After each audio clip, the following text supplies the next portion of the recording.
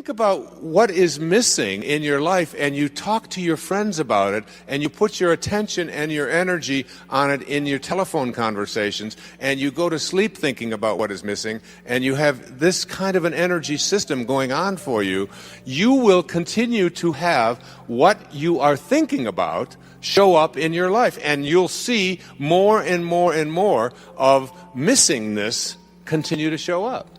You can't think about and put your energy on what is missing unless you want it to keep being that way in your life. So that's the first thing you want to shift. That's the first obstacle to reaching this state of what I call intention.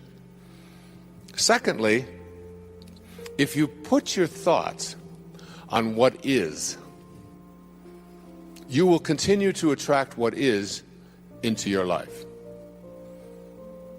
Now, I'm going to suggest something very strange up here right now. I told you when it gets weird, that you have the ability to put your attention on an inner mantra that I have recorded in a CD called Meditations for Manifesting, that came to me from a teacher 2,300 years ago, named Patanjali in India, who taught people at that time, when this is before the Middle Ages, this was like when people hadn't been out of caves too long, was teaching people how to levitate, and was teaching people how to bilocate, and was teaching people how to have the gift of fish and loaves 300 years before Jesus showed up on this planet. And his aphorisms of Patanjali are a big part of a spiritual solution to every problem. And what he suggested at that time is a meditation called japa. And this meditation is something where you take your attention, your inner energy, off of what is and onto what you intend to manifest, and you repeat the sound that is in the name of God as an inner mantra. And by repeating this sound, you attract the energy from outside of yourself, that is the source from which you emanated, to cooperate with you and literally collaborate with you to shift it into whatever it is that you intend to manifest. And you can do this with money. You can do this with getting pregnant if you haven't been able to do that. You can get it with selling your home. You can get it, and if you take a look at 300 years later, 400 years later, John the Baptist writes in the New Testament, the opening line of the New of the book of John in the New Testament. In the beginning was the Word, and the Word was with God, and the Word was God. As strange as it may sound to you, based upon the conditioning that you have had, just like Ivan Illich, the repetition of the sound as an inner mantra is a way of getting in the gap.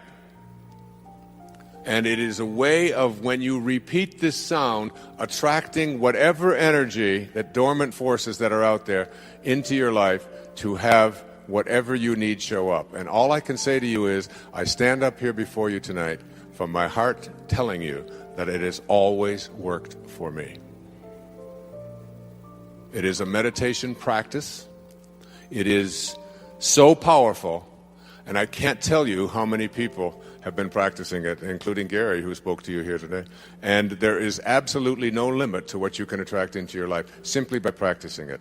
I have put it on CD. I put it in Getting in the Gap. I teach it. I donate all of the proceeds from it to charities because I was asked to teach it, but to take no money for it. And I've been doing it for several years now. If your thoughts are on what is, let's just say you've got a disease process. Cancer, arthritis, the flu, a cold. If your thoughts are on, if you get a sniffle and your thoughts are on, this is in my nose today, but tomorrow it'll be in my throat. On Wednesday, it'll be down in my chest. On Thursday, I'll probably have a fever. I'm going to have to take Friday off. Now, it's Monday morning. and you've got a sniffle, and in your mind you're taking Friday off with a fever. If this is how you have trained your mind to work, to put your attention on the circumstances of your life, self-actualizing people, Abraham Maslow was a great teacher of mine. I was blessed to know him. I was blessed to be one of his devotees. He died on the 14th of June, 1970, in the same hour that I walked across the stage at Cobo Hall in Detroit receiving my PhD. In the same hour. He passed the baton on. He said, I've taught self-actualization to the academic world. Now you take it to the masses. And Maslow said, self-actualizing people are distinguished from everybody else with this sentence: they must be what they can be. They must be what they can be. And one of those 10 secrets for success and inner peace is that you can't solve a problem with the same mind that created it. And know this, that your mind created everything in your life that you call a problem. And self-actualizing, highly functioning people who live at these extremely, extraordinarily high levels of consciousness never put their thoughts on what is if they don't like what is. Because if your thoughts are on what is, and you despise what is, and if you look at poor people, if you look at unsuccessful people, if you look at sickly people, if you look at tired people, if you look at addicted people, you will see people who put their attention constantly on their problems, on what is wrong, on what isn't working, on what I can't do, and so on. They'll tell you about it, they'll focus on it, and when your thoughts are on what is, and what you think about is what expands, you continue to attract more of what is into your life. When I had a practice, I had a woman who came to me who said, I just went through a divorce 7 months ago, and I've been dating, and I've dated 4 different men, and all 4 of them have used me as a sex object. And every single one of them called me up after the first date and were mistreating me, and they didn't have any respect for me, and that was the end of it. And she said, I'd like you to talk to all 4 of these men. And I said, there's only one common denominator here. You are attracting into your life what you are putting your attention on. It's called the Job effect. You can't think about what is missing, and you can't think and put your energy and talk about what is if you don't like what is. Can't do that unless you want more of that to show up. Third, you cannot put your attention or your thoughts or your energy on what always has been. If you put your thoughts or your energy on what always has been is what will continue to show up into your life. What always has been is the wake of a boat. Your life is a boat. It's heading up the river in that direction. And it's heading there at 40 knots. And you're standing on the stern, and you're looking down at the water, and as the boat goes in this direction, here you are looking down into the water, and what do you see? You see the wake. And what is the wake? The wake is the trail that is left behind. That's what the wake of your life is. That's what the wake of the boat is. And if you ask yourself the question, what's driving the boat? What's making this thing head in this direction? The answer is the present moment energy that is being generated by the engine, and nothing more is what's making the boat go in this direction. And then if you ask yourself this key question, is it possible for the wake to drive the boat? Can a trail that is left behind make a boat go in this direction? What's the answer? Impossible, isn't it? And so too is it impossible for the wake of your life, the trail that you've left behind, to be the reason why your life is going in this direction. It is not because of anything that has happened back here. That's an illusion that we live under. What has happened back here is a trail. The choices you make in this moment. And if your thoughts are on what always has been, this is the way we've always done things, this is the kind of person I am, I can't change, you can't teach an old dog new tricks, all of those cliches that have become so much a part of our life, if your thoughts are on what always has been, and you despise what always has been, you will continue to attract more of what always has been, even though you despise it.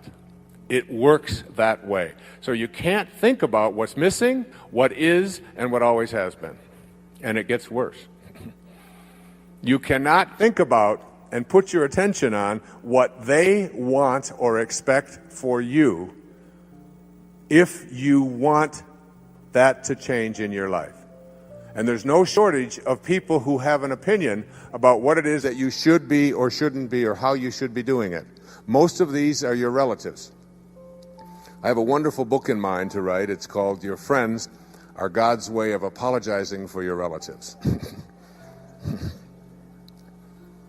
But if I talk to your relatives, they laugh too. So we all have this idea that the reason I'm not getting where I'd like to be, particularly with young people and working with young people over the years, it's because my parents want this, or my parents think that, or my parents won't let me do this. And I always said, well, but why are you so attached to what your parents think? Well, these are my parents, and I have to do it. I said, you can listen to it, you can take it in, but you don't have to embrace it. You don't have to live by that. And certainly when you become adults, when if there are people out there who convince you that you should or shouldn't be doing this or that, then you're going to continue to attract exactly what it is that they have their attention on. So if you put your thoughts on what they want for you, you tell everybody else about how it makes you go from being blissed to pissed just by being in their presence, just by being on the telephone with them. That person, that in-law, that mother, that father, that grandparent, that child, that whoever it might be, is giving you, or even your neighbors or your friends or whomever, your coworkers, are telling you what you should or shouldn't be, and you don't like the advice that they're giving, and you resent very strongly. One of the 10 secrets for success and inner peace says there are no justified resentments. Your resentments are things that destroy you. So if your thoughts are on what they want for you, and what they want for you is something you don't like, you will continue to attract more of and use the attractor energy of the universe to attract more of what they want for you, even though you are upset about it. So here you go. There are 4 things that you can't do with your mind if you want to move into this state of intention that I'll be speaking about tomorrow. And these are: you cannot put your thoughts on what's missing, on the circumstances of your life, on what you always have been, or what others want for you. So you have to learn to do a somersault into the inconceivable and only put your thoughts or your attention on what you intend to manifest for yourself. Every thought that you have is an energy. Everything in the universe is an energy. And when you have a thought that is a thought that weakens you, which Hawkins speaks about so brilliantly in Power versus Force, that thought, the 10th secret in 10 Secrets says, wisdom is avoiding all thoughts which weaken you. And thoughts change and make you strong or weak depending upon whether or not what you're thinking at any given moment. The instant that you put something into your body and hold it close to it, the moment that you move into the energy field of someone who is negative, and I'll be speaking more about this tomorrow afternoon and doing a little bit more of demonstration on it, that everything in this universe is an energy. I have the prayer of St. Francis on which I'll be reciting tomorrow, and Sky will sing for you tomorrow, on a card that is produced by a woman who lives in a wheelchair. And also, and all it takes is to be in the energy field. If I had Linda hold this up next to her, it would strengthen her. Just the words. Energy is in everything. And here's one of the most powerful notions about how you move into this area of bringing higher energy to the presence of lower energy in your life to strengthen rather than weaken you. It was on the wall of the ashram where Mother Teresa lived. And it goes like this: if you want to know tonight what to do and what to think and how to bring this energy to you, listen to these words. And put these, as I said, the money that's collected on these goes to a woman who lives in a wheelchair, who has the intention to not be dependent. And you stick this on there, and you know, your children just have to walk by these words. and the energy, it touches and impacts them. Just like the music, the CD, even carrying it around. It's why I knew that Sky's CD would strengthen rather than weaken. You can take the Prayer of St. Francis, which she sings on there, put that on in your car and play it in a moment of frustration or anguish in traffic, and you know what? You can move the traffic. I know you laugh and you think that that kind of thing is impossible. There is nothing that you can't do when you shift your energy from energies that weaken to energies that strengthen.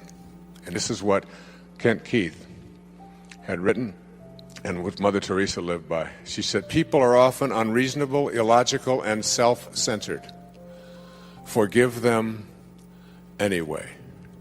If you are kind, people may accuse you of selfish, ulterior motives.